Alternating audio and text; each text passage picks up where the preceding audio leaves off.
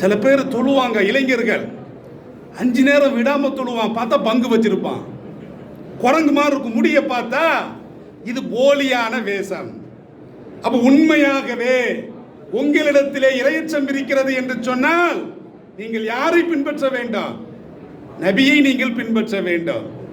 உங்களுடைய சொல்லில், உங்களுடைய செயலில், உங்களுடைய உடையில், உங்களுடைய நடையில், உங்களுடைய வாழ்க்கையினுடைய எல்லா காலகட்டங்களிலும் யாரை பின்பற்ற வேண்டாம்?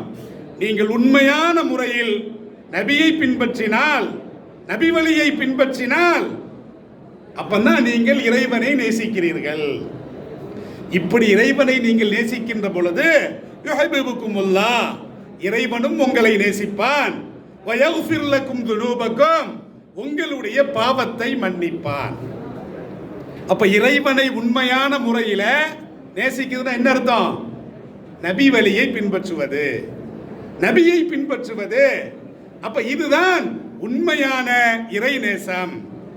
அப்படி உண்மையான இந்த இறைநேசம் இருந்தது என்று சொன்னால், உறுதியான ஈமான் இருந்தது என்று சொன்னால், உறுதியான உள்ளச்சம், இறையச்சம், பயபக்தி இருந்தது என்று சொன்னால், இந்த இரண்டும் இருந்தது என்று சொன்னால் நீங்கள் தான் யாரு? இறைநேசர்கள்.